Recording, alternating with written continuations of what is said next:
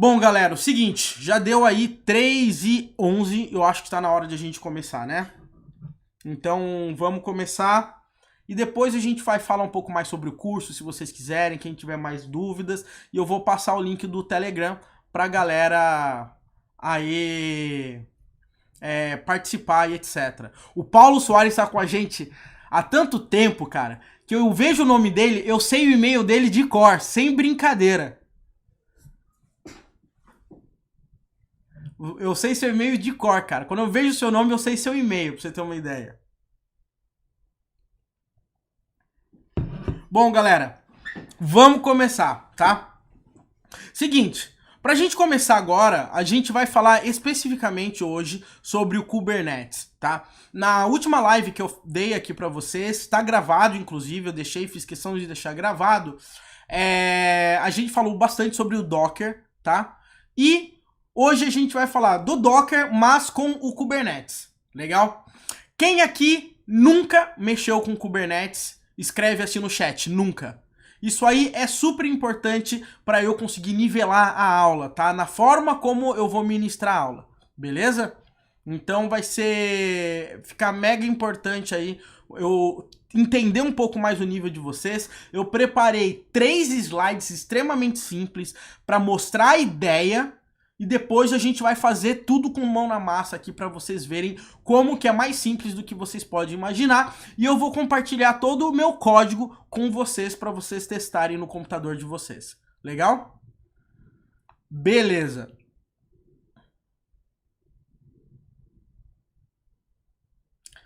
Bom, beleza. Vocês já me convenceram que a gente tem que falar dos primórdios do Kubernetes, então. Já tem bastante gente que nunca trabalhou com Kubernetes, então vamos nessa. Bom, galera, o grande ponto que a gente tem que se ligar do Kubernetes é o seguinte: ele é um orquestrador de containers, tá? O que significa um orquestrador? Vamos imaginar que eu criei um container, certo? Um container bonitão, com a minha aplicação lá dentro. Tá? Eu tô partindo do princípio que todo mundo sabe o que é container, tá? Mas basicamente um container é como se fosse uma imagem da sua aplicação, certo? Que ela foi gerada a partir do Docker e que ele é muito pequeno porque ele não carrega todo o sistema operacional, tá? Se você ainda não sabe isso, vê minha live passada depois com calma, que eu explico um pouco mais de detalhes sobre isso, beleza? Mas o que acontece? Quando a gente sobe um container no servidor, o que acontece? Para esse container ficar funcionando, a gente tem que garantir que isso fique rodando como um serviço, porque se ele cair, a aplicação cai. Às vezes a gente precisa dedicar mais memória, mais CPU para essas máquinas, e então as coisas começam a ficar um pouco mais complicadas, porque normalmente quando a gente tem uma aplicação, a gente tem um container para aplicação, um container para o banco de dados, um container para o Redis, a gente tem um container para o Nginx, a gente tem um container para milhares de coisas.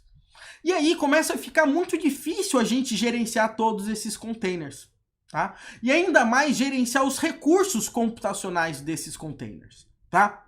Então tem um camarada que ele chama Kubernetes. Tá? Somente para vocês saberem, Kubernetes em grego significa capitão, se eu não me engano. E por isso que o logo do Kubernetes é dessa forma. Tá? Então, o que acontece? O Kubernetes em si, ele é um orquestrador de containers. Tá? É um nome muito bonito para dizer o seguinte: é um camarada que vai garantir que os containers que você está utilizando para manter sua aplicação no ar vão ficar no ar. Ele vai gerenciar tudo isso para você. Ok? Eu vou dar alguns exemplos, tá, hoje aqui para vocês, mas o mais interessante é que eu reparei que todas as vezes que eu tava falando de Kubernetes com vocês, e tudo que eu mostrei até hoje na prática foi utilizando o GCP, o Google Cloud Platform, né, que tem um serviço fantástico de Kubernetes. Mas,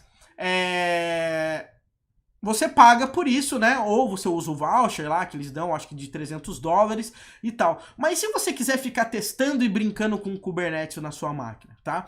Então é sobre isso que a gente vai falar hoje, tá? Como que a gente consegue trabalhar com o Kubernetes local pra gente brincar, pra gente fazer todos os seus testes e não depender da nuvem nesse momento. Legal? Então, pra gente começar, o que eu vou fazer? Eu vou compartilhar aqui minha tela, tá? para vocês darem uma olhada e a gente entender esse tal de Kubernetes, o conceito básico de como tudo isso funciona, tá? Então vamos lá. O Kubernetes, quando a gente está falando de Kubernetes, a gente está falando de um cluster de máquinas, tá? Então, nesse caso, eu estou dizendo que o meu cluster de Kubernetes, tá? Eu vou colocar aqui cluster de Kubernetes, ele tem 3 máquinas aqui para mim, tá? Se você olhar. Ele tem uma máquina, e eu só tô falando de memória RAM, tá? Só para ficar mais fácil. Eu poderia estar falando sobre vCPU também, mas eu quero falar somente sobre memória RAM para ficar mais simples a explicação. Imagina que nesse cluster eu tenho uma máquina de 5 GB de RAM, uma outra máquina com 4 GB de RAM, uma outra máquina com 2 GB de RAM. Ou poderia ser todas 5 GB de RAM. Eu só tô fazendo isso para exemplificar, deixar a ideia um pouco mais fresca na cabeça aí da galera. Então, o que que acontece? Seguinte, eu tenho essas 3 máquinas e são a partir dessas 3 máquinas que os meus containers eles vão ficar rodando aí, gerenciado pelo Kubernetes. Então, o Kubernetes internamente ele tem um camarada que é chamado de pod, tá? O que que é o pod? Normalmente todo mundo começa a definir o pod pela a menor unidade do Kubernetes, né? Todo mundo fala isso do pod, tá? Mas simplesmente o que que é um pod? O pod é uma caixinha, vamos imaginar assim, que o nosso container da nossa aplicação fica dentro dele. Então perceba aqui, ó, eu tenho um pod, certo? Que nesse meu pod tem um deploy dentro dele, e esse deploy vai consumir 1 GB de RAM, eu tô falando aqui, tá? E dentro dele eu tenho um container com a minha aplicação Laravel, ok? Aqui é a mesma coisa, eu tenho um pod verdinho de 2,5 GB e eu tenho um container MySQL. Eu tenho outro pod vermelhinho de 3 GB, tá? Eu só pintei aqui porque eu vou usar isso como exemplo para vocês entenderem o que eu tô querendo mostrar, como que eu tô tentando ilustrar como que o Kubernetes funciona, tá? Então eu tenho o cluster e eu tenho os pods. Toda vez que eu vou fazer o deploy da minha aplicação no Kubernetes, eu faço o deploy dos meus pods no meu cluster, tá? Então vamos imaginar que eu tenho aqui as minhas máquinas, né, que estão rodando dentro do Kubernetes, e daí o que que eu faço? Eu quero subir minha aplicação com Laravel. Então vou aqui, eu vou copiar aqui esse meu pod, eu vou colocar aqui. Obviamente que ele vai ficar meio distorcidinho, mas a gente sabe que esse cara aqui é a minha aplicação Laravel que tem 1 GB de RAM. Mas na hora que eu estava setando isso aqui, eu percebi que eu preciso de mais de uma réplica disso, porque senão com 1 GB só ele não vai aguentar, tá? Então o que que eu faço? Eu vou lá, aqui, e coloco aqui 2 pods. Então perceba, eu tenho, nesse meu cluster, eu tenho 3 máquinas, uma dessas máquinas tem 2 pods, então esse pod ocupa 1 GB de RAM, esse pod outro GB de RAM. Quantos GB de RAM disponível que eu tenho aqui para vocês que são desenvolvedores e muito bons de matemática? Quantos GB de RAM eu tenho disponível agora aqui?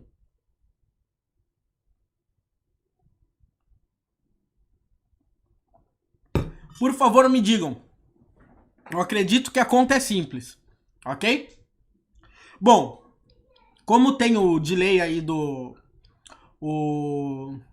YouTube, etc, eu vou falar porque às vezes eu pergunto, tem que demorar uns 15 segundos para eu ver a resposta no chat e etc, tá? Mas o grande ponto é o seguinte, eu tenho agora 3 GB de RAM disponível na minha máquina. Perfeito. Aí o que que vai acontecer? Eu preciso fazer o deploy de mais um pod. Então eu vou fazer um deploy de um meu MySQL. Eu vou copiar aqui, vou colar. O meu MySQL cabe aqui dentro? Cabe, né? Eu tenho aqui 2,5 GB. Então aqui eu tenho 4,5 GB de RAM utilizado aqui para mim. Ok? Agora, o que que vai acontecer? Vamos imaginar que eu quero também fazer o deploy do meu Redis. Aí eu vou chegar aqui no meu Kubernetes, vou colar e vou falar, vamos botar nessa máquina aqui. Ele vai falar, pã, você não pode, não cabe, tá? Então eu venho aqui, e coloco aqui. Então, eu tenho 3 GB aqui, esse cara tem 4, ou seja, aqui são 3 GB? Isso. Eu tenho 1 GB sobrando aqui para mim. Legal? Tá tranquilo até agora, né, pessoal? Eu acho que tá bem claro para vocês entenderem a ideia. Aí vamos imaginar que a minha máquina tá ficando um pouco lenta ainda na minha aplicação. Eu preciso subir mais um node desse cara aqui, mais um pod desse aqui de 1 GB. Então, eu vou tentar subir, mas quando eu for tentar subir aqui, vai falar, olha, você tem 500 MB só de memória e esse cara aqui tem 1 GB. Qual é o próximo node que você tem disponível que dá para você subir? Daí ele vai falar, opa, dá para eu subir aqui. Eu tenho 3, com mais um 4, ok. Perfeito. Aí vamos imaginar que agora eu preciso de mais um camarada do MySQL. Legal? Então eu vou tentar fazer o deploy do MySQL. Pum. Ele vai chegar aqui. Cabe aqui? Esse cara? Não cabe. Aqui só tem 500 megas. Cabe aqui? Não cabe. Cabe aqui, ó. Aqui só tem 2 GB de RAM e o meu Node e o meu pod precisa de 2,5 GB. Então ele vai ficar ali fora falando, olha, meu amigo, o negócio é o seguinte, não cabe, eu vou ficar aguardando até uma hora que couber. Entendeu? É bem isso que vai acontecer. Praticamente é isso. Vamos imaginar se por algum momento, ou se por algum motivo, surge uma outra máquina. Aí eu consigo fazer o provisionamento. Vamos falar por algum motivo. Esse aqui tem quantos GB mesmo? 2,5 GB, aqui tem 4. Vamos fingir, e aqui tem 3, aqui não vai caber mesmo. Então vamos imaginar que eu adicionei mais uma máquina aqui para mim, ou que eu botei essa máquina aqui como 3 GB, faz de conta.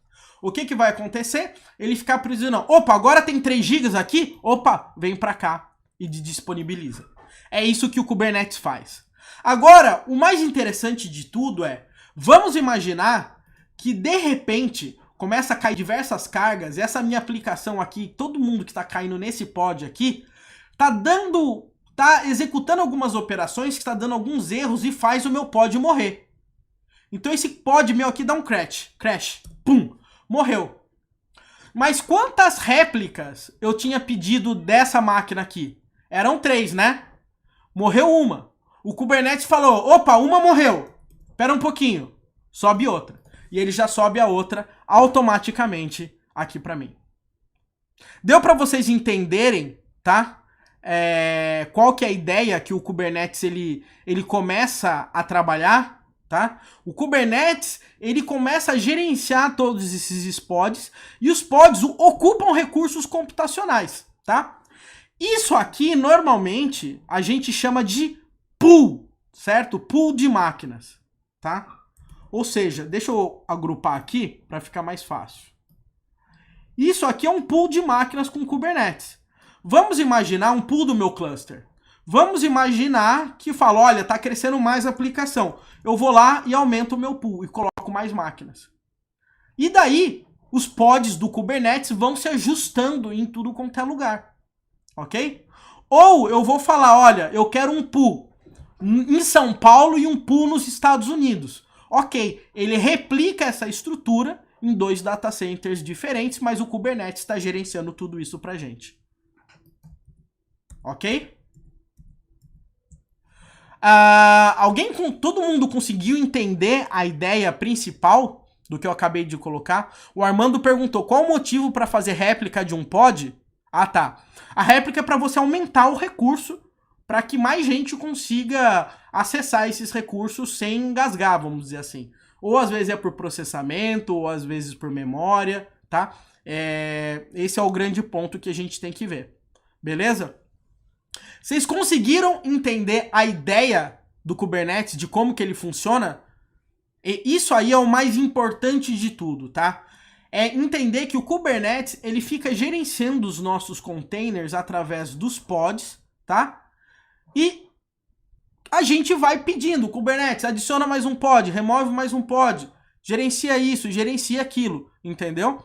Então, eu tava sempre tentando pensar numa forma de eu conseguir explicar de uma forma lúdica, tá? Como é que o Kubernetes funciona de forma geral, para quando a gente falar em orquestração de containers, a gente entender essa imagem. Óbvio que tudo isso que eu acabei de passar é um pouco superficial, porque tem diversos detalhes. Os Kubernetes, ele trabalha com serviços, ele trabalha com workloads, ele trabalha com deployments, ele trabalha com services, ele trabalha com config maps, ele trabalha com... tem a parte de proxy deles, etc. Mas a ideia principal para a gente começar a falar de Kubernetes, tá? É exatamente essa a ideia que eu quero mostrar aqui para vocês. Beleza? Bom, galera, agora vai ser o seguinte. Só beber aqui. Para a gente construir um cluster do Kubernetes, a gente pode utilizar qualquer sistema, né? Qualquer cloud provider hoje em dia. A provider que tem um serviço mais top atualmente de Kubernetes é a Google, tá? O Google Cloud Platform, o GCP ou GCP, como que você queira chamar, tá? Por quê? Porque, cara, o Google que montou, que inventou o Kubernetes, tá? Então, a própria Google Cloud Platform é um grande cluster de Kubernetes, na realidade.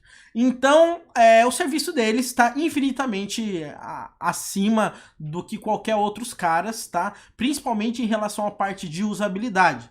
De qualquer forma, tanto o Azure da Microsoft e como a Amazon, a AWS, eles têm serviços fantásticos aí de nuvem. A Amazon principalmente é um saco para configurar Kubernetes utilizando o EKS, mas funciona muito bem. Entendeu? Então, assim, hoje em dia é difícil você encontrar caras de cloud ruins para fornecer esses tipos de serviço. A DigitalOcean também está com serviços de Kubernetes hoje em dia também, e é bem barato utilizar a DigitalOcean, tá?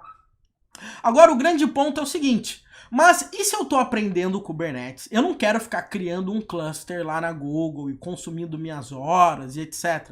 Eu quero brincar, para eu sentir, para eu trabalhar, né, eu senti usar os comandos do Kubernetes para eu trabalhar.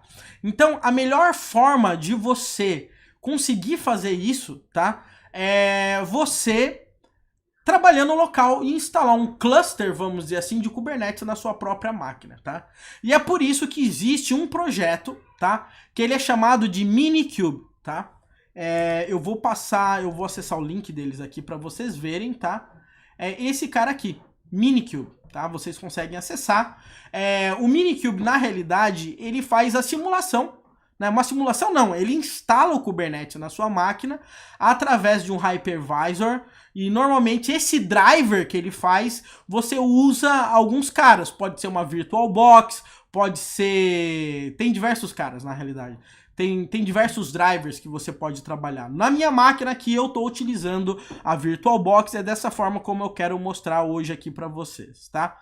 Como instalar o Minikube, tá? Eu não vou gastar tempo aqui da nossa live ensinando a instalar. Eu acredito que todo mundo aqui, se tá vendo uma live desse nível, provavelmente tem a capacidade de seguir um tutorial aqui para fazer a instalação. Ele ensina no Mac, no Windows e no Linux, tá?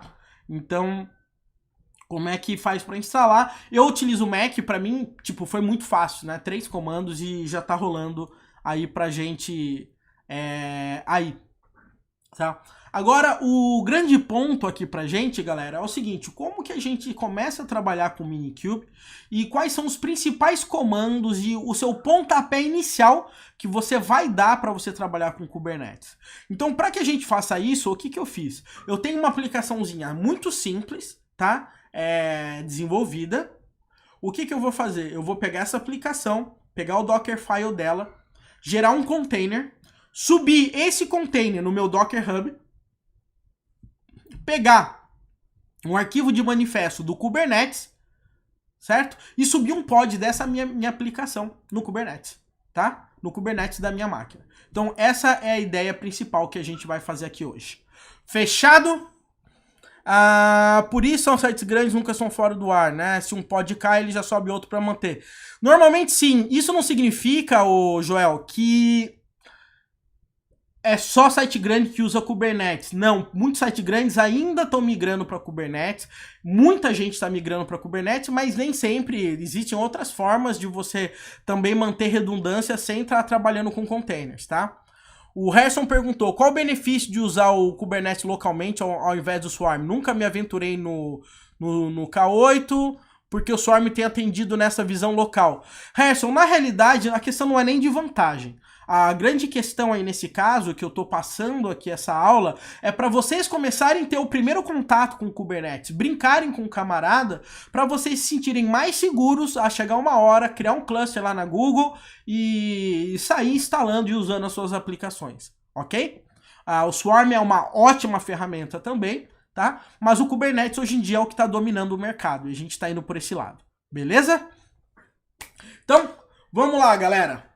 Mão na massa aqui com vocês. Seguinte, eu já tenho o Minikube instalado na minha máquina, tá?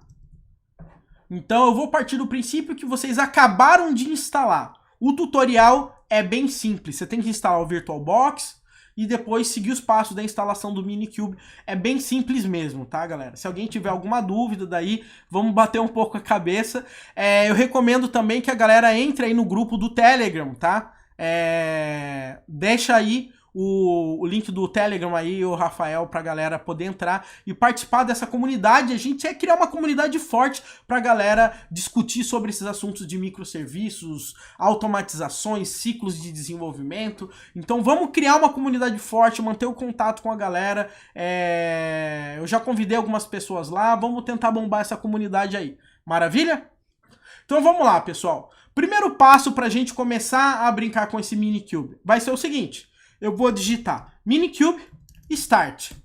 Simples assim. O que ele vai fazer nesse momento? Ele vai criar ali uma imagem, certo? Na minha VirtualBox, com o Kubernetes, e ele vai simular que aquilo ali, na realidade, é o nosso cluster que a gente vai estar acessando, tá?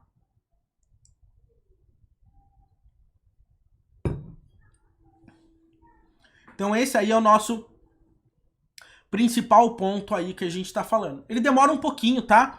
Enquanto ele demora, pra gente não perder tempo e não ficar alongando muito a live, o que eu vou fazer? Eu vou mostrar pra vocês os arquivos que eu tenho aqui, tá?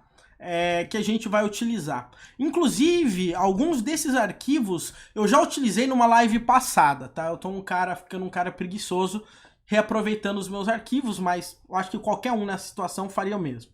Não tem sentido reinventar a roda. Primeira aplicação que eu tenho aqui é uma aplicação com, adivinha quem? O Laravel. Poderia ser uma aplicação em Node, poderia ser uma aplicação em Rails, poderia ser uma aplicação em Java, não interessa, tá? O grande ponto é que eu tenho uma aplicação aqui, nesse caso uma aplicação em PHP com Laravel que eu já tinha certinha aqui na minha máquina. Legal? O que acontece? Se você olhar nessa aplicação, eu tenho um Dockerfile, tá? Esse Dockerfile aqui, ele é gigantão, tá? Só para vocês olharem. Não é gigante não. Ele simplesmente instala o PHP FPM. Perceba que não tem Nginx aqui rolando. Vocês vão entender o porquê. Aí ele baixa o Composer. Roda o Composer, dá um install. E gera a configuração inicial do Laravel. E dá um 777 aqui, porque aqui é hardcore. Não tem mais 775 nesse mundo, tá? É 777 aqui pra gente. Legal? O Diogo tá perguntando aí. Ó, o Diogo é um outro camarada, cara, que eu conheço ele faz tempo, cara. Tá sempre aí com a gente. Vamos lá. O Diogo tá respondendo, na realidade, uma pergunta, né? Você aponta o DNS pro load balancer do Kubernetes e ele vai configurar, e ele vai fazer isso.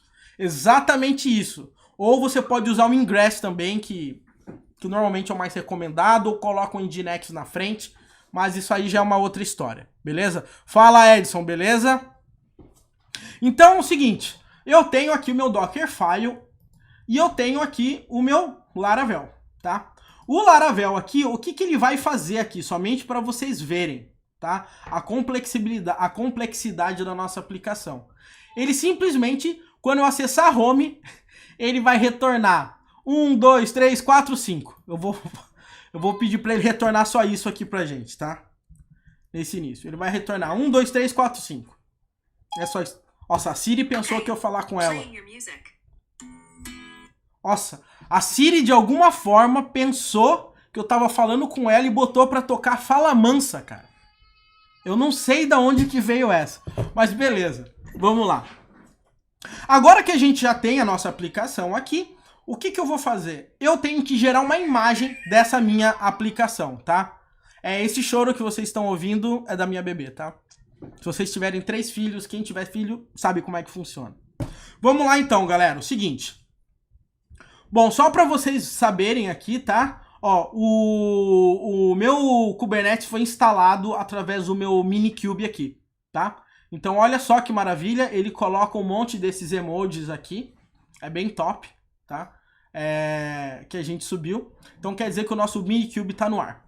Esse aí é o nosso primeiro ponto. Mas, deixa eu criar uma outra janela aqui do terminal aqui, somente para a gente trabalhar com a aplicação lá e gerar a nossa imagem, tá?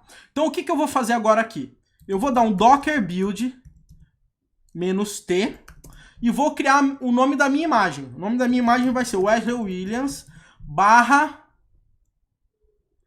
Laravel Minikube, tá? Opa. Ponto. Bom, ele tá gerando essa imagem aqui pra mim, tá? Então, esse é o grande ponto. Então, o que eu tô fazendo? Eu tô pegando essa minha imagem, que tem essa minha aplicação com Laravel, já feitinha, e estou gerando essa imagem aqui na minha máquina. O próximo passo que eu vou fazer, eu vou pegar essa imagem, que tá na minha máquina, e vou subir pro Docker Hub. Beleza?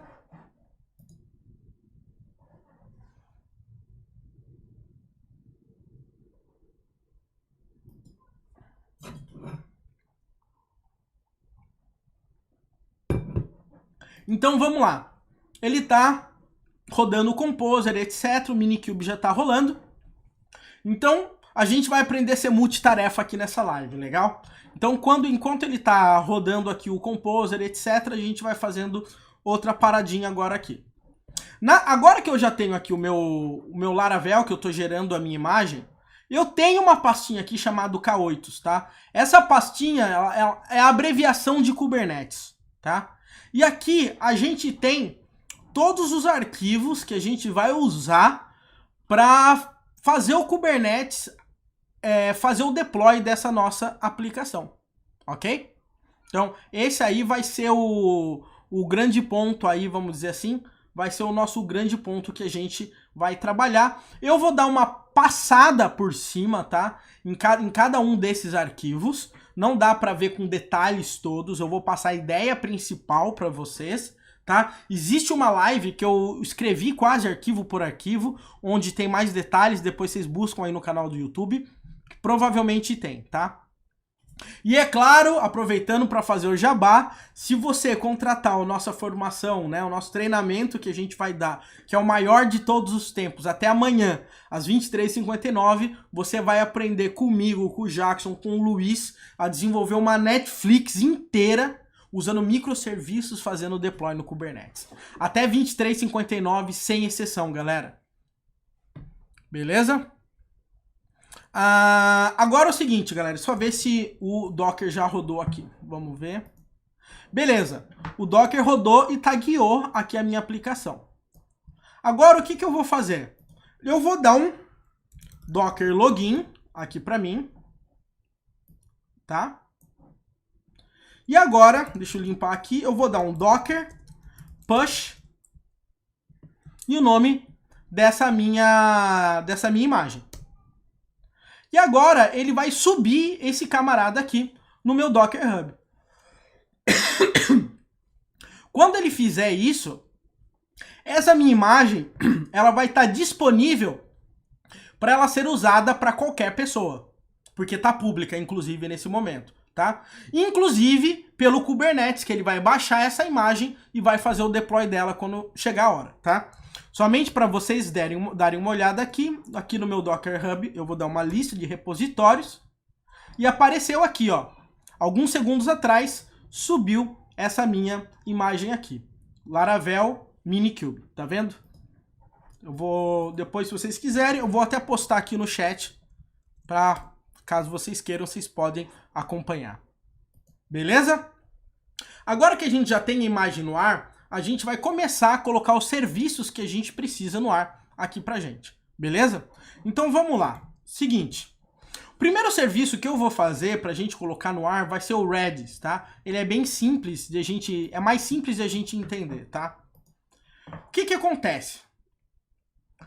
Tudo que a gente trabalha com Kubernetes, tá? A gente trabalha de uma forma declarativa, ou seja, a gente cria uns arquivos .yaml ou pode ser JSON, normalmente é .yaml que a galera usa, e a gente declara o que a gente vai fazer. Apesar de parecer algo meio chato, ou pode parecer até meio complexo para quem olha da primeira vez, se você olhar direito e com calma para estudar, você vai ver que não é nada nem um pouco difícil. Eu vou dar as principais dicas aqui, mas depois eu vou deixar disponível esse arquivo, isso aqui disponível para vocês no repositório, para vocês usarem como base, tá? Porque na maioria das vezes vocês nunca criam isso do zero, tá, gente? Você copia e cola, no site do Kubernetes tem diversos exemplos, ninguém escreve isso aqui do zero, beleza? Então o que que acontece, meu povo? Aqui no caso do Redis, a gente vai querer subir, certo? Um deployment, tá? O que que é um deployment? É realmente pegar um container, pegar um pod e fazer o deploy no Kubernetes, tá? Esse é o tipo. Kind, em inglês é tipo, tá? E deployment, né? Ou seja, fazer o deploy mesmo da parada. E o nome desse nosso deployment, que a gente vai chamar aqui, vai ser Redis Master, tá? E aqui eu só tô colocando uma label nele, tá? E depois tem um selector aqui, que chama Match Labels. Eu vou falar um pouquinho depois, você pode deixar um pouquinho para depois isso aqui. Guarde essa parte aqui que eu já vou mostrar para vocês para que ela serve. Réplicas aqui quantas réplicas eu quero desse pod aqui. Eu vou falar, eu quero uma só. Nesse momento, eu quero trabalhar apenas com uma. Aqui que é onde eu defino quantas réplicas eu quero, tá? 1, 2, 3, quantos pods eu vou querer ser gerados. Legal? O mais importante de tudo isso, tá, galera? Na realidade, é essa parte de especificação. Onde eu falo que vai ter o meu container aqui dentro. O nome desse meu container vai se chamar Master. E ele vai vir a partir de uma imagem chamada Redis, tá? Então... o Kubernetes, ele vai buscar lá na Docker, no Docker Hub lá, uma imagem, na realidade eu acho que é no Docker que ele busca essa aqui, eu acho que no Docker I/O, ele vai baixar essa imagem aqui pra gente, e ele vai instalar essa imagem do container, né, uma imagem do container, com esse deployment, liberando a porta 5379, tá? É isso que o Kubernetes faz aqui, e aqui é o serviço. O serviço do Kubernetes nada mais é do que pegar esse camarada, tá? E deixar esse camarada disponível para ele ser acessado por outros pods, ok? Então, isso que ele vai fazer. E o selector, ele vai falar, ó, pega tudo que tem o nome de aplicação Redis. Então, ele vai pegar esse pod aqui que tem o nome dessa aplicação Redis e vai enfiar dentro desse serviço, tá? Não fique preso, tá? A minha dica que eu dou aqui pra você é o seguinte, não fique preso esse arquivo se você não entender ele de cara, tá? Porque você nunca vai escrever esse cara do zero. Eu te prometo, você nunca vai escrever esse cara do zero. Ninguém faz isso, tá? O importante é você entender a ideia, que é um deployment de uma imagem que é do Redis, que tem essa porta e que vai ser disponibilizada por um serviço. É isso que você tem que entender nesse momento. E vai ficar disponível nessa porta 6379. Beleza? O que eu vou fazer agora para fazer o deploy desse camarada agora aqui? É a parte mais complexa. Olha só que complexo. Eu vou digitar kubectl, tá? Esse comando é o client do Kubernetes, tá? Ou seja, todas as vezes que você for utilizar o Kubernetes para pedir para ele fazer qualquer coisa, esse é o client, tá? Então eu vou digitar kubectl apply -f, a minha pasta, e eu vou colocar Redis Master, aquele arquivo .yaml. Quando eu fizer isso, olha o que ele vai fazer. Ele falou, ó, acabei de criar o deployment e acabei de criar o service. Legal? E olha só que interessante aqui para você. Daqui a pouco eu já deixo isso mais visual, tá? Eu vou dar um kubectl get deployment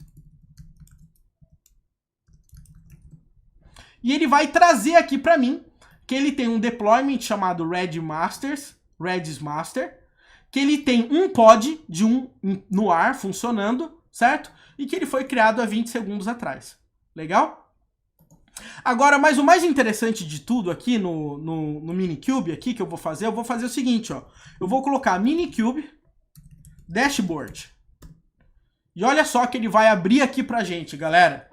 Ele vai abrir um dashboard do Kubernetes aqui na nossa própria máquina. E ele vai mostrar aqui, olha só que interessante. Ele vai mostrar que eu tenho um deployment chamado Redis Master, que tem um pod de 46 segundos, usando a imagem Redis. Ele vai falar que nesse deployment a gente tem esse pod. Então esse foi o nome do pod que a gente foi criado. Tá dentro do Minikube, né, que é o node, né, como se fosse da instância, uma daquelas máquinas que a gente mostrou do cluster, e tá falando que ele tá rodando aqui pra gente. E aqui ele tá dando detalhes das réplicas, caso a gente tivesse mais réplicas. Aqui ele tá mostrando uma, que é o que a gente tem. E aqui ele tá mostrando o service. Lembra que a gente criou um service também? Né? Quando a gente chegou aqui tinha o service, ó, kind service no nosso arquivo. Ele gerou aqui um IP, inclusive, cluster IP, para que as outras máquinas, os outros clusters, consigam se comunicar com esse camarada. Legal? Então essa é a ideia principal aí na hora que a gente está trabalhando com esse cara. Eu acho que com esse dashboard fica mais fácil, fica mais visual aí pra gente. Beleza? Então esse aí é o nosso principal ponto. Agora aqui a gente já tem a nossa primeira serviço, né, rodando aqui dentro de um Kubernetes que está dentro da nossa máquina. Agora vamos para o próximo. Qual que vai ser o nosso próximo camarada? A gente tem um aqui que vai ser o MySQL. Legal? Vamos subir o MySQL. O MySQL, eu separei ele em diversos arquivos para ficar mais claro o que a gente está querendo fazer, tá?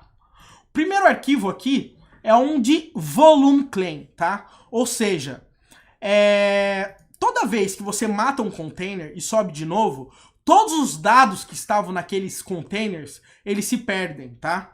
Isso é chamado de disco efêmero, tá? Ou seja, tudo aquilo ali é temporário. Mas, no caso de um banco de dados, não pode acontecer dessa forma. Então, o que a gente faz? A gente cria um tipo de informação aqui, de input para o Kubernetes, que é chamado de Persistent Volume Claim. Ou seja, eu estou pedindo nesse momento para o Kubernetes liberar 20 gigas da minha máquina ali para mim, e que aqueles dados ali vai ficar um volume de disco. Se o meu pod morrer, aquele volume está em pé. Aquele volume só morre se eu pedir para ele morrer, ok? Então, esse é o grande ponto que a gente vai fazer. Então eu vou pedir esse volume aqui. Qual que é o comando para a gente fazer? Mesma coisa, kubectl apply -f k8 MySQL persist volume claim, certo? Vou dar uma entrada, ele vai criar aqui para mim e eu vou voltar aqui no meu dashboard. Eu vou procurar aqui, vamos ver se ele tem aqui persistent volume claims aqui. E olha só que interessante, ele já mostrou aqui que eu tenho um volume que está criado. Quando ele dá um bound como um status, quer dizer que o volume está pronto para ser utilizado. Legal? E aqui tem todos os dados do volume e etc. aqui pra gente. Legal? Então perceba que a gente vê os recursos sendo criados do Kubernetes através desse dashboard aqui também, tá? Futuramente, a gente vai também aprender a trabalhar com Elasticsearch e com Kibana, onde você vai fazer miséria criando o dashboard do jeito que você quiser, tá? Mas isso fica para uma outra história. Agora que eu tenho o Volume Claim, eu preciso criar uma senha. Eu deixei até um comando pronto aqui. E eu vou mostrar também que dá pra gente criar dessa forma. Deixa eu colocar aqui. Olha só, eu tô dando um kubectl create secret generic. Eu tô falando que o nome desse meu secret é MySQL Pass. E eu vou falar que a key dela é password. E o valor do meu password é 1S2D3F4. O que que significa? Eu estou criando como se fosse uma senha interna que fica armazenada no Kubernetes, porque eu preciso atribuir uma senha no meu banco de dados e eu não quero que a minha senha fique nos arquivos aqui do Kubernetes, tá? Então isso aqui eu crio uma vez e acabou. Legal? Agora vamos lá. Olha só, se eu chegar aqui em Secrets, eu já vou ver que eu tenho essa MySQL Pass criada, que eu tenho aqui, ele está opaco, né? Eu não consigo ver direito aqui, eu dou um visualizar, ele dá um A1, S2, D3, F4. Legal? Então tá a minha senha agora aqui. Agora que eu tenho a minha senha, eu vou fazer a mesma coisa com o meu MySQL Deployment. Agora eu vou fazer o deploy do MySQL. Ou seja, eu vou falar que eu quero criar um MySQL a partir do 5.7. Eu vou pedir para ele ignorar aqui para mim, caso aquele volume que foi criado com aquele arquivinho Lost Found, para ele ignorar. E tô falando para a senha dele ser aquela MySQL Pass que eu criei, tá? Usando aquele MySQL Persistent Volume Claim que a gente criou, tá? É somente isso, pessoal. Eu não vou ficar com detalhes nesse arquivo porque não vale a pena. Vocês vão ter esses arquivos para vocês estudarem depois, ok? E eu tô pedindo para ele montar esse camarada nessa pasta do meu container, tá? Então vamos lá, eu vou dar um kubectl apply-f k8 MySQL deployment e ele acabou de criar mais um deployment. Vamos lá, aqui olhar aqui, deployments. Agora eu tenho o deployment do Redis e do MySQL. Se você ver aqui, ele não tá ainda verdinho. Ele tá falando que ele tá pendente. Por que será que ele tá pendente? Porque ele tem que fazer o download da imagem do MySQL e subir o container dentro do meu pod. Então isso às vezes pode demorar um pouco. Vamos ver, ó. Agora já tá de pé esse meu deployment aqui para mim. Agora que eu tenho isso, o meu MySQL ele tem um service também, para que as pessoas possam acessar o meu banco de dados. O nome do meu service vai ser MySQL Service. É basicamente isso que a gente está fazendo, ok? Então vamos lá. kubectl-f, quer dizer, apply-f k8 MySQL, como que chama? Service, né? Service. E prontinho, ele criou meu service. Se eu for aqui nos meus services, aqui, vocês vão ver que eu já tenho agora aqui para mim o nome do meu service aqui com MySQL. E com esse nome aqui eu posso encontrar esse camarada na rede interna. Vocês vão entender do que eu estou falando daqui a pouquinho. Então, pessoal, eu já tenho o Redis, já tenho o MySQL instalado. O que que falta eu instalar agora aqui pra gente? Eu preciso o Nginx, né? Que é o meu servidor web que vai rodar. O Nginx eu já tenho ele prontão aqui também. Basicamente eu tenho um arquivo de configuração dele, tá? Que vai fazer eu rodar o Laravel.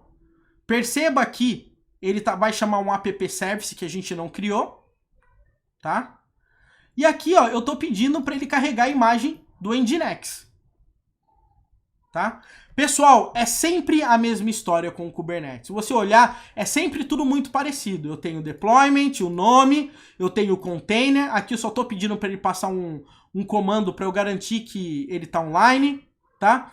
E eu estou montando esse arquivo aqui para ele ter o arquivo de configuração. E ele tem o service. Nesse caso, o service do Nginx, ele é diferente, porque ele vai ser um load balancer. Porque eu preciso de um IP para eu acessar a minha aplicação, ok?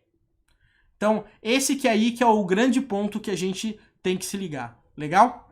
Então, quem tá vendo pela primeira vez o Kubernetes, vendo um monte desses arquivos, galera, fica relax, é bem fácil entender esses arquivos, tá? O importante é vocês verem a coisa funcionando aqui.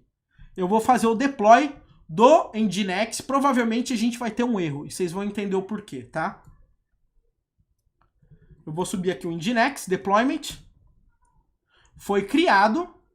Se eu olhar agora aqui, ó, eu vou olhar services, deixa eu dar um atualizar. O Nginx, tá vendo? Ele tá subindo o serviço. Aqui pra gente, vamos ver. ele está falando meus endpoints internos, e ele vai ficar dessa forma. Por quê? Quando eu chegar agora aqui em deployment, ele vai falar que eu estou com um problema aqui pra gente. E esse problema é porque o Nginx, ele depende da nossa app, da nossa aplicação com Laravel. Ela está conectado com ela, tá? Então, o que acontece? Nesse nosso caso, eu tenho a minha aplicação aqui. A minha aplicação Laravel, ela é composta de um arquivo config.map que já vai gerar aquele .env para mim. Basicamente, aquele .env do Laravel, arquivo de configuração. A diferença é que o DB Connection é MySQL e o host é MySQL Service. Por quê? Porque o nome do meu serviço internamente aqui é MySQL Service. Então, essa é a forma dele se comunicar com o banco de dados, tá? E o Redis, deixa eu ver se o Redis está configurado aqui, deve estar. QE Connection. E o Redis está como Redis Service aqui também, porque é o nome do Redis aqui. Então ele vai acessar esses caras aqui. Legal? Então vamos subir essa configuração. kubectl, apply-f, k8, app, config.map. Criei o config.map. Maravilha. E aqui o deployment, tá? O deployment é aqui que eu quero mostrar para vocês, tá, galera? Seguinte, o deployment, eu vou precisar informar a imagem do Docker Hub que eu criei, tá? Esse que é o grande ponto aqui, que chama Laravel Minikube. Então, quando eu chegar no meu deployment, eu vou colocar aqui, latest. Eu vou colocar aqui, ó, o tipo deployment da minha app, que ela vai chamar app. E ela vai baixar do Docker dessa minha imagem do Docker, ok? E também, ela vai rodar o PHP FPM, simplesmente assim. Vai usar o password do banco de dados para setar o banco de dados, a senha do banco de dados aqui no config.map, né? Que ele tem uma senha. O que mais que ele tem de diferente? E vai colocar o .env como aquele config.map. Simplesmente isso, galera. Por isso que eu quero, não fiquem prestando atenção em detalhes nesse momento, tá? Eu quero que vocês prestem atenção no principal, baixar essa imagem que a gente fez, ok? Esse aí é o nosso principal ponto e eu tenho uma réplica só nesse momento desse deployment. Então vamos fazer app deployment. Acabou de fazer o deployment. E eu tenho o service aqui também. O service é a mesma coisa. Eu preciso deixar que a minha aplicação, né, gere um serviço para que as outras aplicações consigam acessar ela. Não sei se vocês estão vendo aqui, ó, app service. A gente tem aqui app service. E se eu for lá no arquivo do Nginx, você vai ver que toda requisição que cair no Nginx, né, pelo PHP FPM vai rodar dentro de app service, que ele vai chamar o pod chamado app service aqui pra gente na porta 9000, ok? Então é basicamente isso que tá acontecendo aqui. Uma outra coisa aqui, galera, se a imagem do Docker fosse privada, a gente tem o processo de a gente colocar a parte de autenticação, e daí ele faz a autenticação sem nenhum problema e ele consegue baixar a imagem, beleza? E agora, então, eu vou fazer a criação do serviço. App Service aqui pra gente. E criou o serviço. Vamos ver se tudo subiu ou se eu vou precisar recriar o serviço do... O serviço do Nginx. Do Nginx provavelmente eu vou ter que recriar.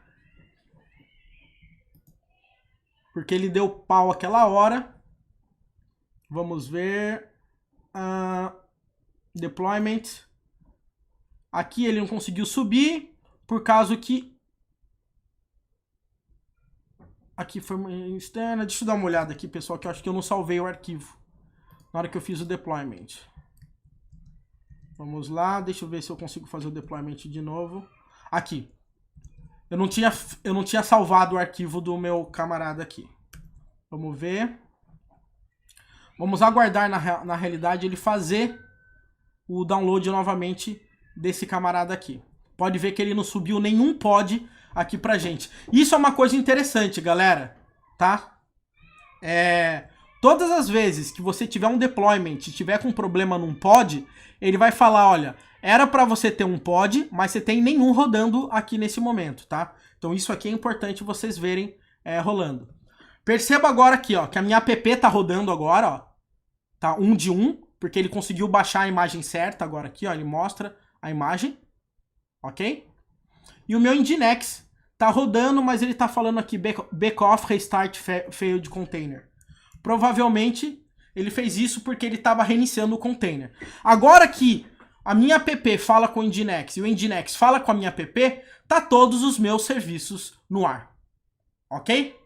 E agora vem a questão que todo mundo deve estar perguntando. Como que eu acesso a minha aplicação? Por padrão, na hora de acessar a aplicação, você vai em Services. E aqui no Nginx, você vai ver que ele vai gerar um endpoint externo. Mas a minha máquina, ela não tem um endpoint externo. Ok? Porque tá local no meu Minikube. Eu não consigo gerar um load balancer aqui pra mim. Então o que que eu faço nesse momento? Eu pego o nome do meu serviço, tá? E é isso que a gente vai fazer usando o Minikube. Que vai ser... eu vou até abrir aqui um outro camarada aqui, que eu acho que fica mais fácil. Eu vou colocar Minikube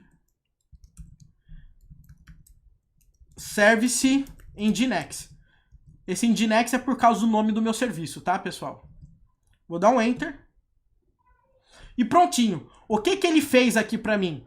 Ele gerou um IP aqui pra mim automaticamente, um endpoint, pra eu acessar a minha aplicação Laravel.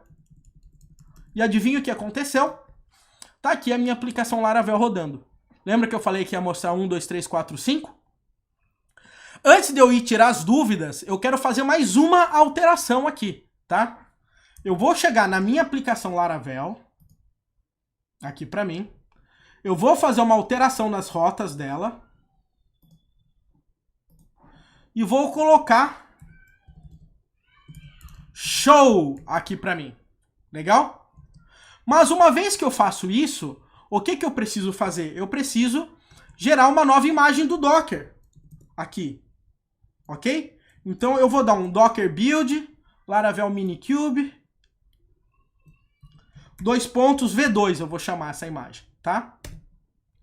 Ele vai gerar aqui essa imagem aqui pra mim. Vamos deixar ela gerando essa imagem, a gente vai subir, depois a gente vai fazer o deploy dessa nova versão, beleza? E enquanto isso, deixa eu olhar as dúvidas aqui, que eu não tava olhando o chat até agora. Vou tomar um gole aqui. Vamos lá.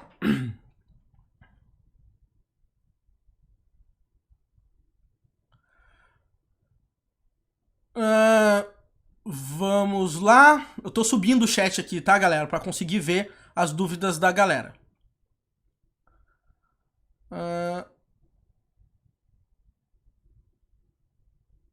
Aqui. Vamos lá. Vamos lá, o Iago perguntou, é recomendado separar essas imagens contendo apenas um serviço, por exemplo, somente o SQL, somente o Redis? Sem dúvida, tá? É super recomendável, inclusive, você usar somente um container por pod. Porque se tiver mais de um container no mesmo pod, e se tiver alguma carga, algum pico naquele pod, você não vai saber de qual container tá vindo aquele problema, tá? Então é super interessante você manter um container com pod, tá? É possível mandar uma aplicação toda PHP, MySQL, Redis? Então, Iago, eu não recomendo você fazer isso, tá? Eu super não recomendo porque você tendo separado, você sabe o que tá tendo problema. Se você subir toda a aplicação de uma vez só, deu problema em alguma coisa, aonde tá o problema? Entendeu? Se cair uma coisa, cai tudo, entendeu? Então é legal você distribuir todo esse problema, ok? Denis, para que orquestrar containers você usa o que tá aqui, tá, Wesley? Rodrigo, Eu não sei se é cliente da Som, se você for, bota no fórum, tá, da School of Net. Se você não for, entra na comunidade do Telegram, que a gente bate um papo sobre isso, tá? É recomendado cada separado, tal, beleza.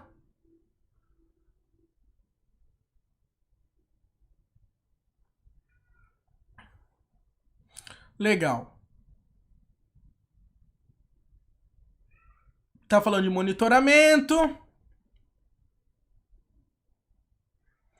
Consegue trabalhar com autoscaling, etc. Sim, dá para trabalhar com autoscaling com o Kubernetes. Tá? Você tem problema de concorrência em gravação e leitura de arquivos? Bom, eu acho que eles não estão falando comigo necessariamente, sem nenhum problema. Galera, o que eu vou fazer agora aqui? Eu vou subir essa minha imagem aqui nova do Laravel. Então eu vou dar um docker push e ele vai subir aqui essa minha imagem aqui pra gente. E olha que coisa mais linda do Docker, galera, que perceba que ele viu aqui que todos esses layers já existiam. Porque provavelmente era tudo coisa que já tinha, né? Então, ele gerou agora uma nova imagem. Vamos dar uma olhada aqui lá no Docker Hub. Agora a gente tem aqui latest e a V2 que eu gerei aqui, né? Que deveria ser a latest, na realidade. Então, vamos lá.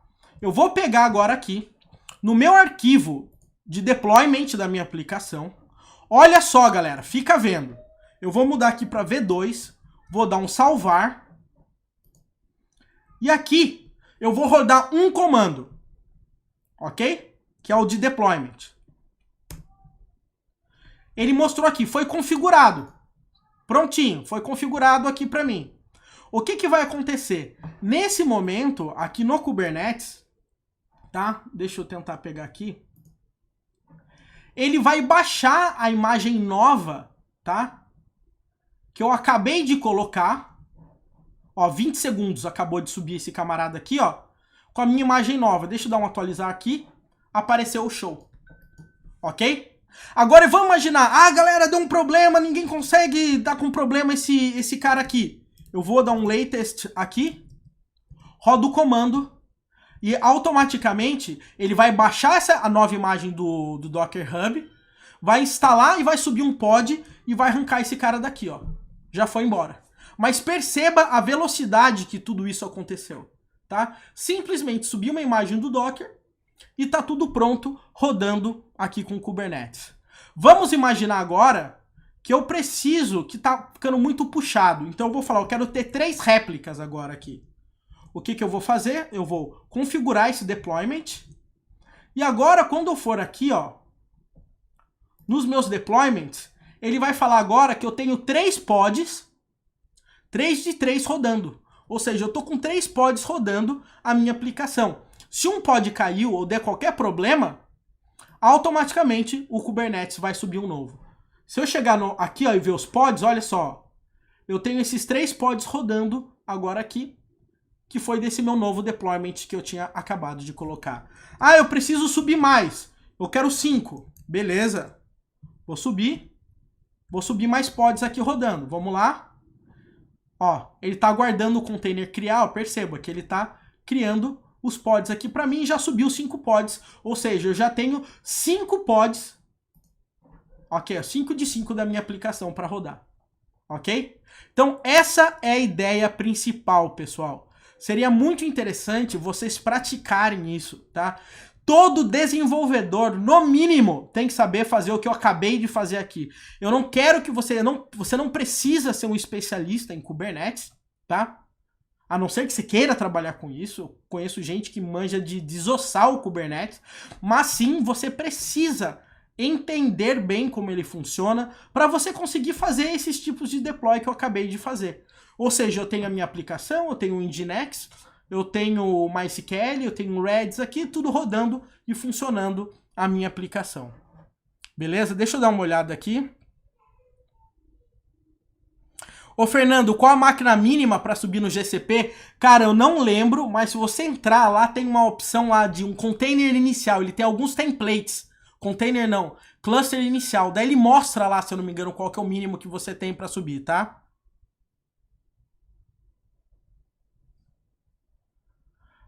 Você consegue com esse pod ter acesso externo, por exemplo? Você consegue que o pod acesse um serviço externo? Eu fiz tudo isso, mas quando o meu serviço tenta acessar um serviço externo, ele não consegue, ele não resolve o endereço. Eu não entendi o que é um serviço externo. Se for acessar uma URL externa, dar um curl para fora, alguma coisa assim, não era para ter esse problema, provavelmente alguma questão de firewall ou porta que você está querendo acessar, que você tem que liberar, tá?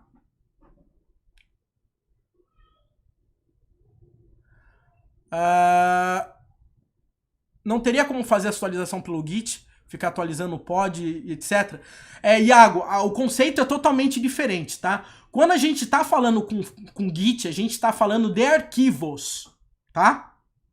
Quando a gente tá falando do Kubernetes, a gente tá falando de containers, tá? Quando a gente usa Git, aí a gente cai num processo de integração e entrega contínua. O que acontece? Você comita, aquilo vai para o branch master, por exemplo, ele gera um processo de CI que faz o build da sua aplicação, esse processo gera o container, sobe para o hub e depois disso é feita a alteração no arquivo do Kubernetes, entendeu?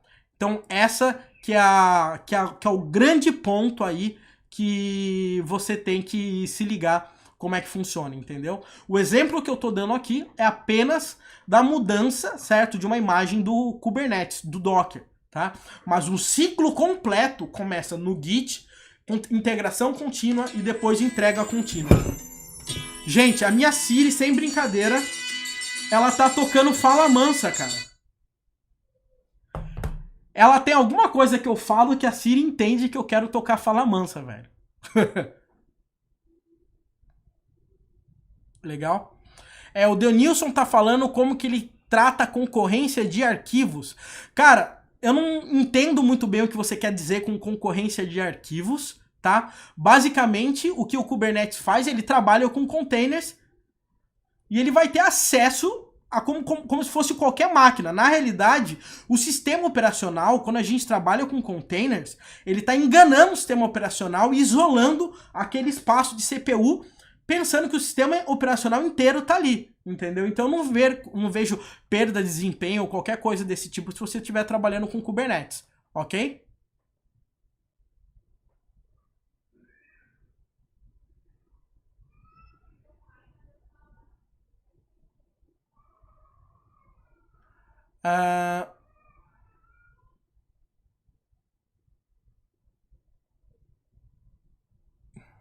O Roberto tá perguntando como calcular a memória consumida por cada pod. Cara, não existe uma fórmula para você calcular, ok? Vai depender de qual é o seu poder computacional que você tem, ou seja, quanto que você tem disponível no seu pool, ok? De cluster. E baseado naquilo, você vai ter que priorizar o quanto cada aplicação sua precisa. Às vezes a minha aplicação com Laravel precisa de tanto de memória, a sua pode precisar de tanto. Às vezes a minha precisa de tanto de CPU, a sua precisa de tanto. Isso não tem jeito, isso você vai ter que testar, ok? Para cada aplicação, para cada uso que você for fazer, ok?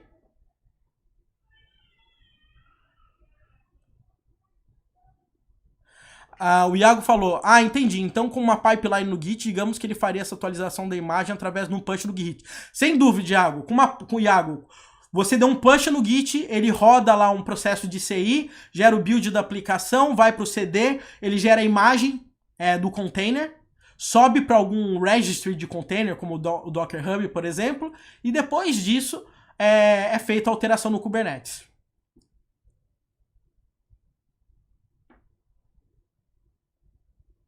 Ok? O Douglas fez uma pergunta aqui, quanto que eu preciso para rodar suave o Minikube? Cara, na realidade não é o quanto que você precisa. O Minikube ele é rodado na VirtualBox, tá? E a VirtualBox, ela normalmente... Deixa eu dar uma olhada para ver se eu tenho fácil aqui. Porque eu tenho que assumir que a minha máquina ela é boa. Então, olha aqui. Aqui foi o Minikube que está rodando. Ela tá usando 2 cores da minha máquina com 2 GB de RAM, tá? Para fazer esse teste aqui. Então essa é a minha VirtualBox. O Minikube, ele que instalou automaticamente isso. Eu acredito que se eu diminuir isso aqui, ele deve respeitar, tá? Então, em tese, 2 GB de RAM, você roda bem. Beleza?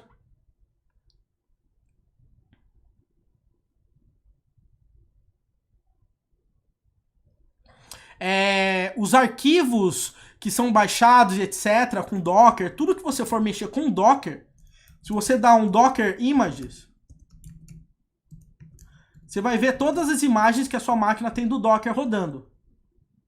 Aí você pode remover essas imagens, tá? Docker RMI, o nome da imagem, a imagem vai embora. Ela é apaga, ela é removida do disco. Ok?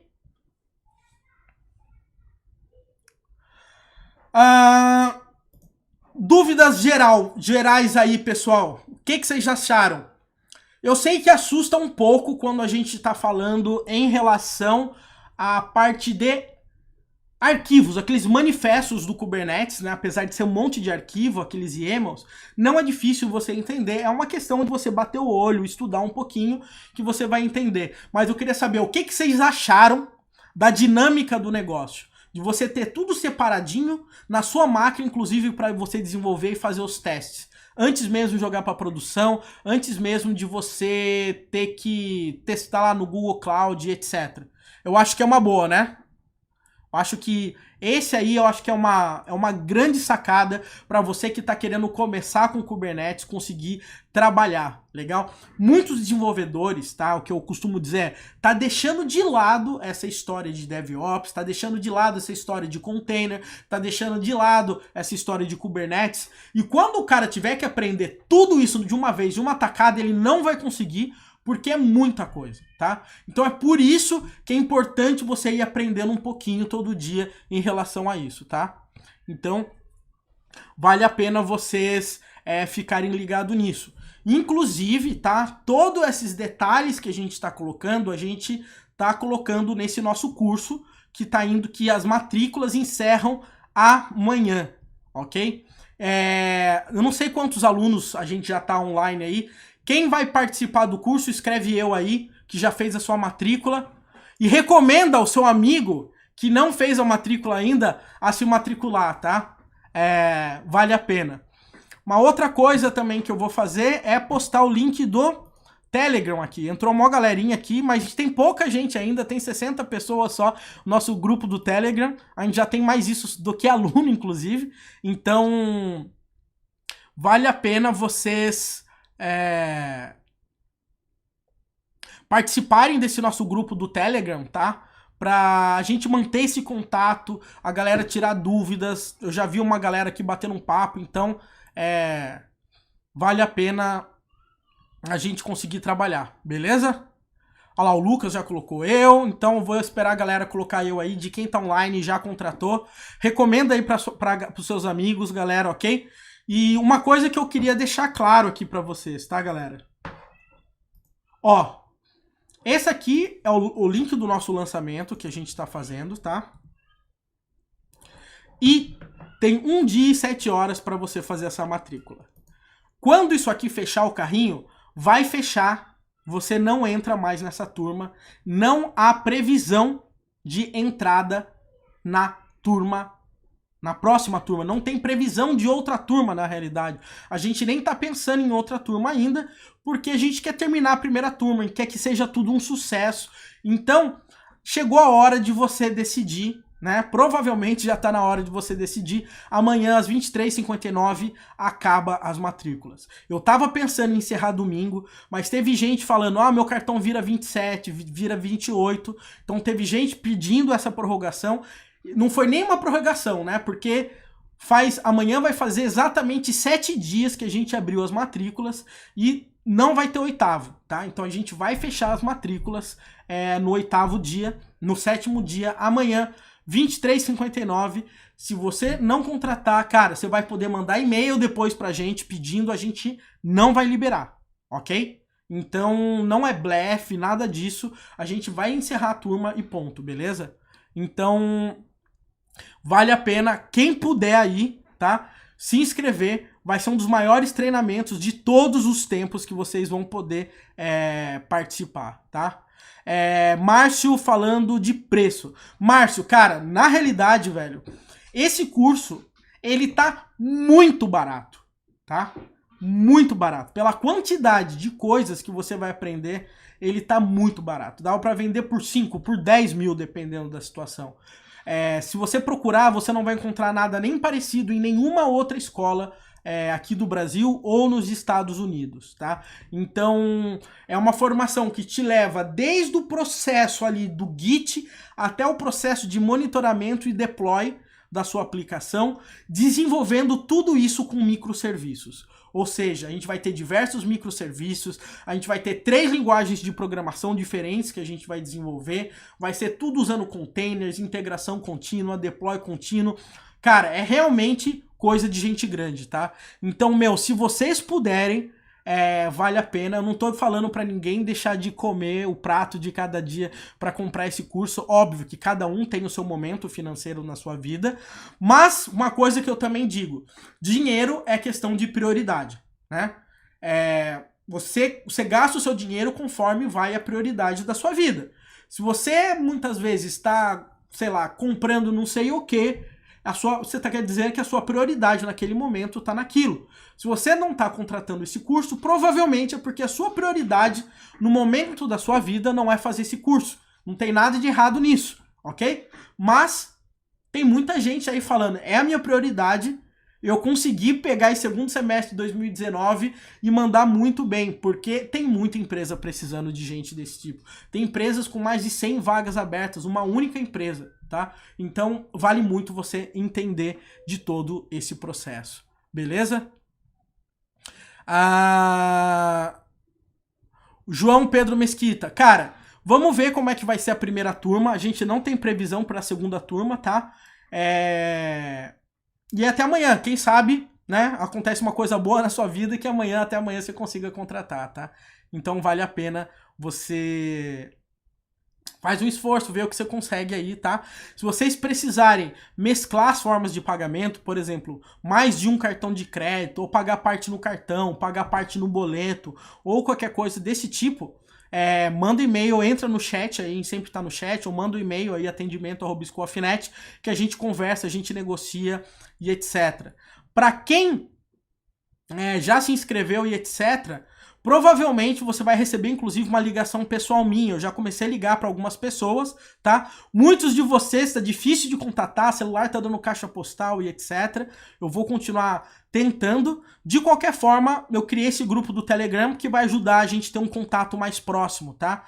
Então, galera, para vocês aí, entrem também no grupo de Telegram, independente se você contratou o curso. Vamos criar uma comunidade forte aí, criar um movimento realmente para a galera conseguir se tornar um desenvolvedor full cycle, aquele cara que consegue trabalhar do começo ao fim na entrega de um projeto. Beleza? Então esse aí é o grande ponto, né? É o grande ponto que vale a gente investir nos últimos tempos. Beleza? Os slides de todo o curso serão disponibilizados. Pablo, somente para eu saber, qual slide de qual curso, na realidade, você está querendo dizer? Tá?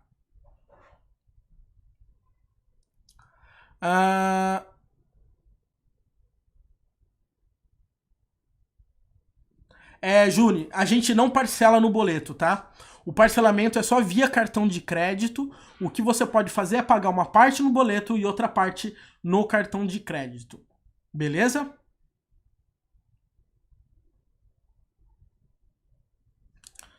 Deixa eu ver. Galera, alguém tem mais alguma dúvida? Tanto em relação à parte do curso ou a parte do que a gente acabou de ver hoje aqui sobre Kubernetes, Docker e etc, tá? Fiquem na liberdade para perguntar. Tem galera contratando aqui o nosso curso, acabou de ter mais contratação aí, Claudinei, seja bem-vindo, Rafael, Jerônimo, Davi, Jefferson, Walter, Leonardo, Roberto, Matheus, Eric, Michael, Paulo, Roberto, Diego, Eduardo, João. Nossa, tem bastante gente no curso já, galera. Então, caras, sejam muito bem-vindos vocês aí que já contrataram aí para participar do curso.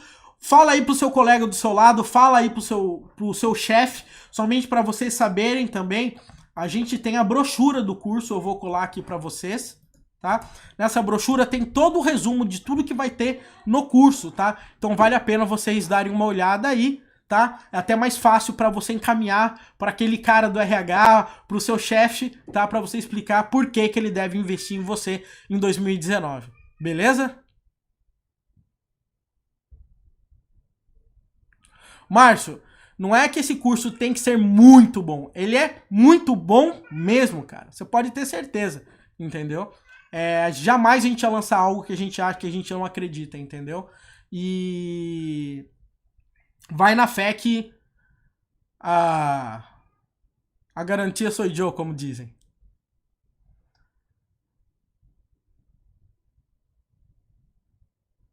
O treinamento que você está oferecendo, o material, vamos poder baixar? Muito pelo contrário, Pablo. Você vai criar o material com a gente, tá? Tudo que a gente desenvolver, vocês vão poder baixar, mas vocês vão desenvolver e a gente vai revisar o código-fonte que você está criando em cada fase do projeto para garantir que você está aprendendo da forma correta, ok? Legal? Então, esse é o grande ponto. A gente vai ter aula ao vivo, a gente vai ter, as aulas obviamente são gravadas, vai ter fórum de discussão, vai ter dúvida individual, ok? Então, caras, assim, vai ter um super suporte, o curso é dado por 3 professores, vai ter outros professores que vão ajudar a gente no suporte também, ok? Então, cara, vai ser realmente tudo muito top aí em relação ao curso. Demorou um bom tempo pra gente conseguir gerar a maturidade desse projeto. O Eric tá aí, ou outros professores da School of Net não me deixam mentir. A primeira vez que eu fui falar pra eles de fazer um curso de microserviço já faz meses. E desde aquele dia eu tô matutando e organizando e conseguindo desenhar um treinamento que a gente conseguisse envolver tudo isso. E agora, finalmente, o dia chegou. Beleza? O link do Telegram. Alguém manda o link do Telegram aí, por favor. Aí no chat. Beleza? Então, quem tá na dúvida ou nunca ouviu e etc., eu recomendo que você acesse essa página do lançamento do curso, tá? E assista o vídeo até o final, tá? Deu um super trabalhão pra gente fazer esse vídeo, porque eu tentei deixar tudo mais mastigado e explicado possível pra vocês. Inclusive, teve 2 minutos de momento de inspiração aí pra vocês, os 2 minutos iniciais do vídeo. Então dá um play aí também pra você que não viu o vídeo, assistir, ficar um pouco inspirado e também daí participar do curso aí com a gente, beleza?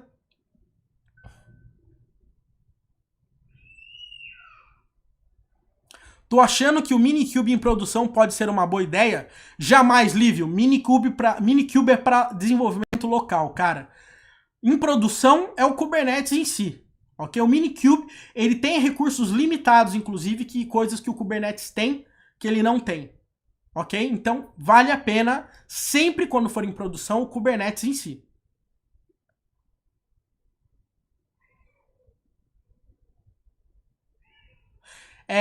Disponibilizar os exemplos do Kubernetes? Sim, eu vou subir num repositório no GitHub e mando para vocês por e-mail.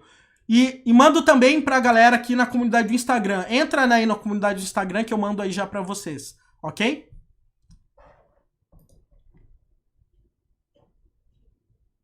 Já tem uma galera entrando aí na comunidade também, mega feliz.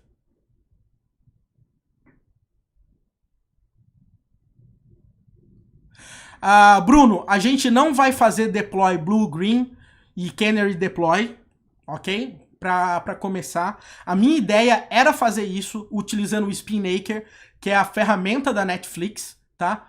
Obviamente que Blue Green é fácil de fazer, mas o Canary não.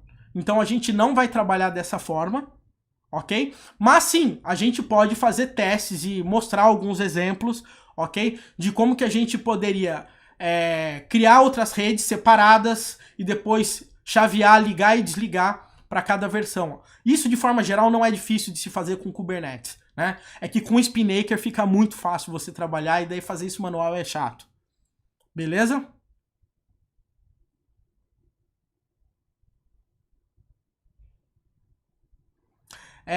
Para tirar as... Basicamente, se você olhar, o Bruno, pega a brochura, lá tá bem detalhado o que a gente vai aprender, tá?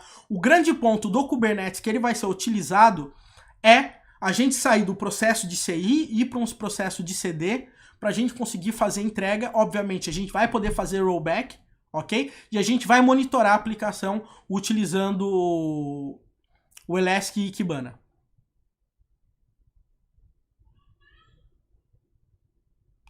Valeu, Lívio. Demorou, cara. Faz aí, não deixa estourar esse prazo, cara, que senão a galera vai ficar para trás, tá? Eu já vi isso acontecer antes e... Bom, esse é o grande ponto.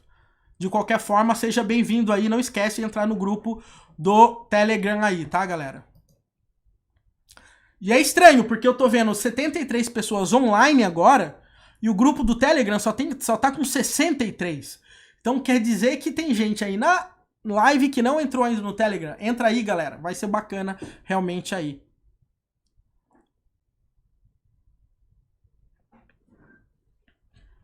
Beleza? Galera, mais alguma dúvida aí?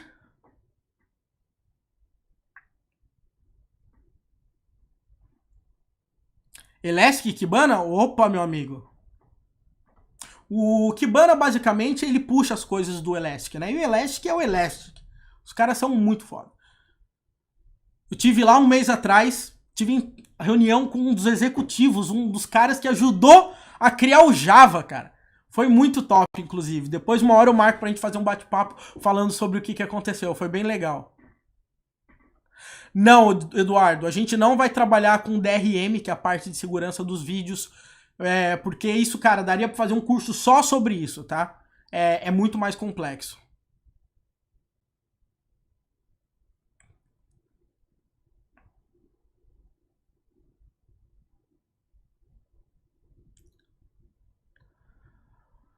Maravilha. Denilson, Denison ou é Denilson? Denison. Nesse curso a gente vai fazer com RabbitMQ, ok? Bom, galera, seguinte, tô ficando sem papo, que eu quero desejar aqui pra vocês ótima tarde, ótimo final de dia aí pra vocês, ok? Eu vou colar os arquivos que eu usei nessa live aqui na comunidade do Telegram, tá? Para vocês poderem baixar o link do GitHub com os exemplos do Kubernetes, ok? Para quem não entendeu muito bem o que foi feito hoje aqui por causa do Docker, tem uma outra live minha que eu fiz, que tá aí no canal do YouTube, que vocês podem acompanhar. Também vou colar no canal do Instagram, do Telegram. E espero que essa live tenha sido útil para você que nunca teve um contato próximo com o Kubernetes, ou que estava só gastando dinheiro no GCP, na Google, para fazer seus testes. Você pode usar o Minikube e, de forma geral, ele funciona bem, tá? Para você fazer os seus testes e começar a fazer suas simulações. Beleza? Oswaldo, assim que acabar esse lançamento, a gente já lança o próximo Soncast. A gente só tava segurando esse mês de lançamento pra gente voltar, então a gente volta com a nova temporada do Soncast aí, beleza? Você pode ficar tranquilo, cara. Soncast não para nunca. Maravilha?